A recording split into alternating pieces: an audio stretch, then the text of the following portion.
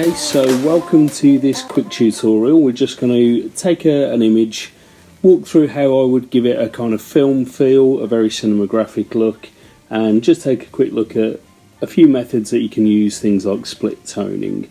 So last year I was very lucky to get the chance to go to New York, and obviously being a photographer, first thing I wanted to do was get out on the streets and go and grab as many images as I could.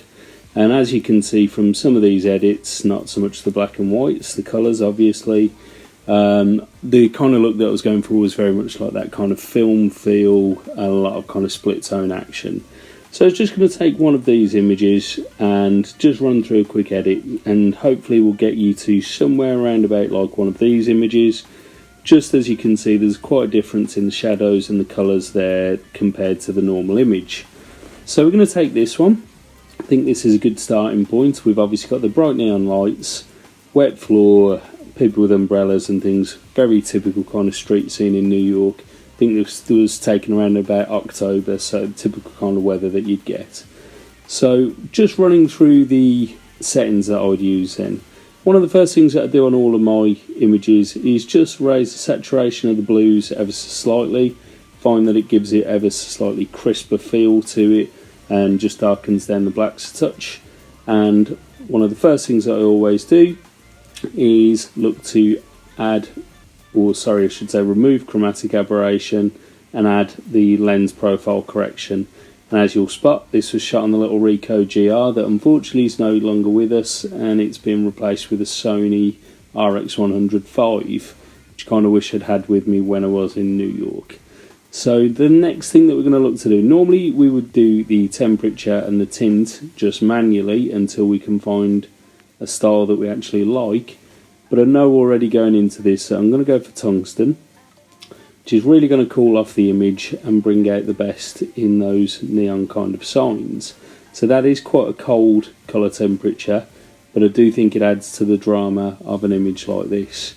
The next thing that I'm going to do is bring down the highlights, probably about halfway, and if you just keep an eye on these neon signs on the left, you can see that's having quite a drastic effect, but we will be doing more to bring those back out a little bit later on.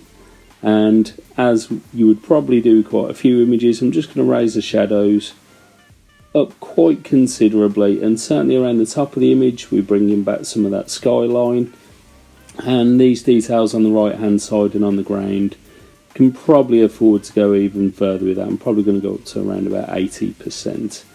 And there you go, that brings out a lot of detail in that image. The next, I'm going to bring back a little bit of contrast just by adjusting the whites and the blacks.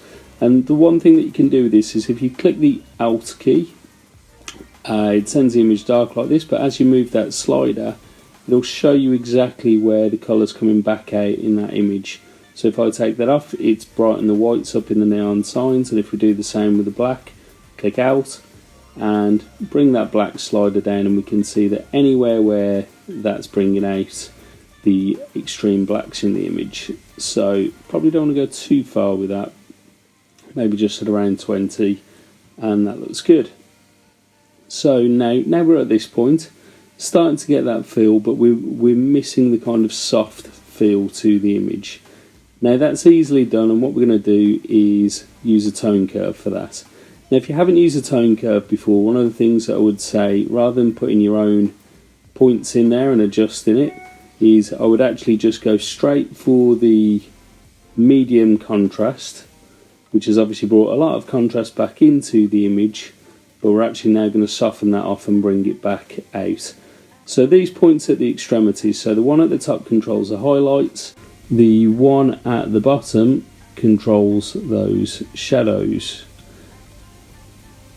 So what we're actually going to do is just bring down the highlights just a touch, because these neon signs in the background are quite bright, and I'm going to bring the exposure back up again shortly.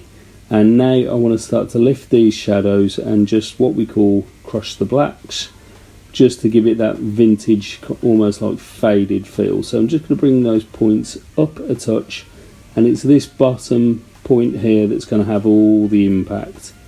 So as I start to bring that up, you'll just see that it softens off quite a lot.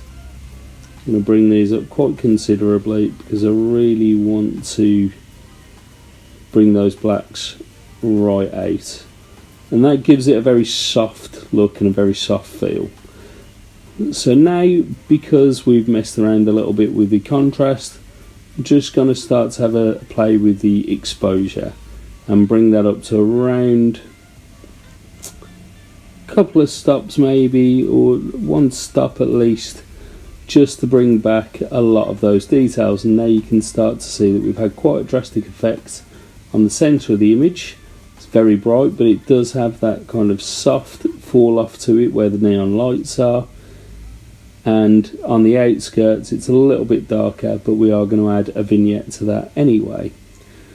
So that's looking pretty good, that's not too bad. One of the next things I'm going to do is just bring back the clarity, because I want the areas like this leather jacket and the floor just to have that quite sharp feel to them, just a little bit of contrast, just to bring out the fact that it was a rainy day and give it that cinematic look. Now I'm going to bring the vibrance up just a touch as well, just to bring out some of these purple colours, but we're just about to do something with regards to those anyway, and that's called split toning. And if you've ever played with these before, if you just click on there, you can use either the pipette tool or you can use the individual sliders. I personally like to use a pipette tool, and if you just hold down your mouse and move it around, you can see what colours you're bringing into the image.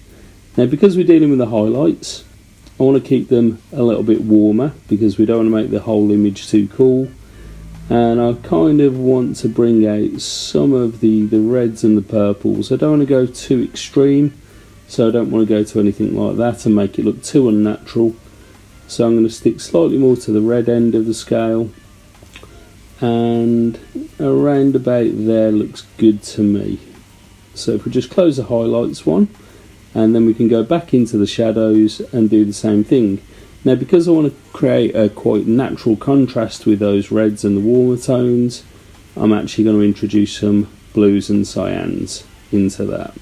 And again, just experiment, just move your cursor around while you've got that colour selection tool on, and I think something around about there looks pretty good to me, so I'm quite happy with that.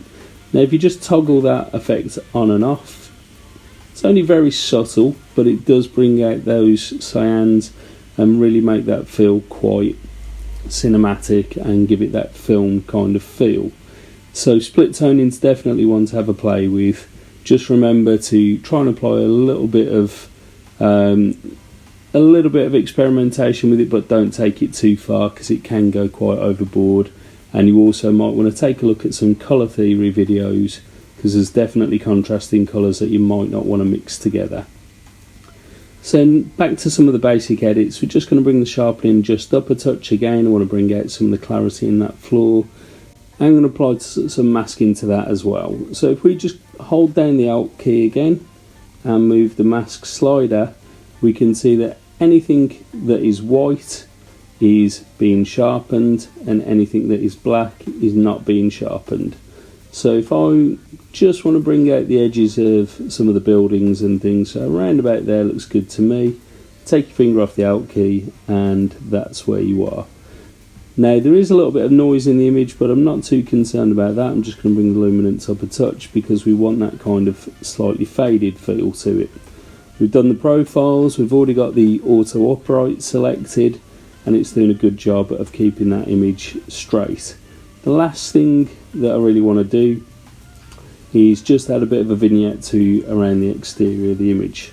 So just by pulling the vignette down, can just start to see that it has an effect, just bringing down some of those highlights in the top of the image and around the bottom of the floor there, and really pulls us back into the image. Again, if I just toggle that on and off, you can just see it's only a subtle effect, but does a great job of pulling us into the center of that image. And that is just about that. One of the last things that I want to do is just bring in a little bit of tint with the purples, just to really emphasize those neon colors. And I'm just going to use a graduated filter, just double click on effect to clear those, I'm going to bring the exposure up a touch, the clarity up quite a lot, and just bring it up from the bottom. Again, I can probably bring the exposure up quite a bit more because I just want to emphasize that wet floor there.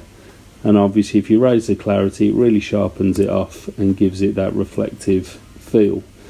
So that is around about where I want it, and if we just hit the L button, that's L for Lima, hit it twice, and there you go. You can see the image without any of the distracting modules around the outside of it, and you can just see where you are with the final image. And for a quick edit, I'm pretty happy with that. It's certainly got that cinematic feel to it. So if you hit L again, just to bring back everything else, I'm pretty happy with where that is. I'm just going to reset the whole thing so you can see where we've come from, and I think you'll agree it was quite an improvement on the original image. So thank you for that. Again, please hit the subscribe button and look out for more tutorials coming very soon. If there's anything that you'd like me to cover in particular, please feel free to drop a message in the comments below, and don't forget to give the video a like. Thanks a lot. Bye.